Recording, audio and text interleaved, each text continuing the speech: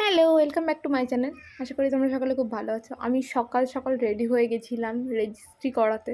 কার? হ্যাঁ, সেটাই তোমাদের সাথে শেয়ার করব। কার রেজিস্ট্রি ছিল আর কোথায় গেছিলাম, ওখানে গিয়ে কী হলো পুরোটাই তোমাদের সাথে শেয়ার করব। চলো থাকো আমার সাথে। আমি আজকে কোথায় এসেছি ভাইদা? সেটাটাকে বল। আমার দি ভাই এর রেজিস্ট্রিতে যে অনেক ঘুরে ঘুরে এসেছি। কী যেন করেছি, টোটো জিজ্ঞেস কর। জল পাওয়া যায় এখানে? না, ওইদিকে গেলে এদিকে।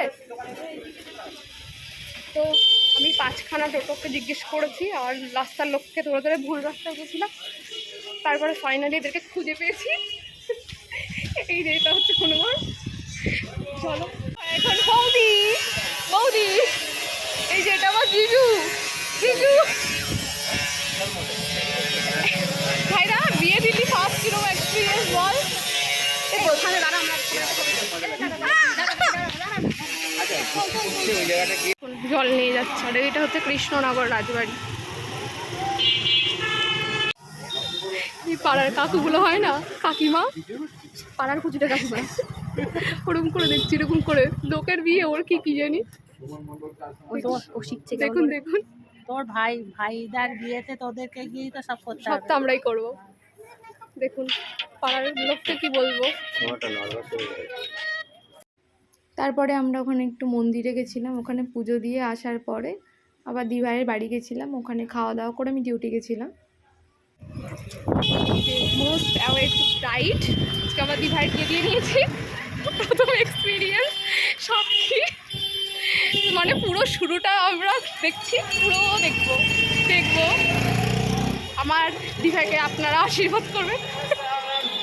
স্টেশনে যাবো, কী করবো, আজকে শ্বশুরবাড়ি যাবে না তো।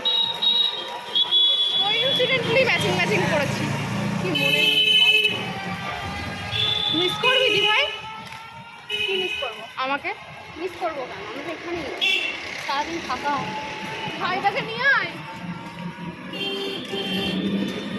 তো শাশুড়ি আমাকে জিজ্ঞেস করতে যাবো আসেনি। তোমার ছেলেই তো আমার জামা। আপনি বলুন, শ্বেতা চক্রবর্তী কাজটা আমার স্ত্রী হিসাবে গ্রহণ করুন।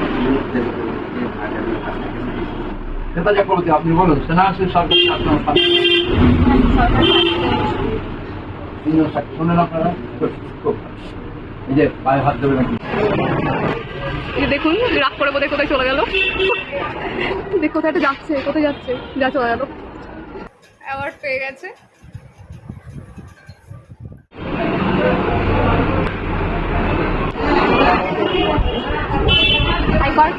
হাই বল, ভালো লাগছে। হাই বল। আমরা এসেছি কোথায়? আনন্দময়ী তলা। বিয়ে হয়ে গেছে। আইগো নাই, ফলো মি। একটা ক্যাপশন যদি লাগিয়ে দিস, তোর একদিন কি আমার একদিন, ভাই দা মাথা ফাটিয়ে দেবো। তুই কি ক্যাপশন দিবি? তোকে যখন এটা দেবো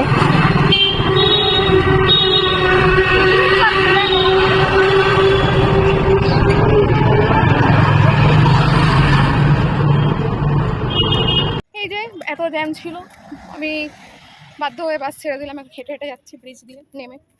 আর কি করা যাবে, চলো এগোনো যাক। আমাকে খুঁজতে এগিয়ে এলো। আরে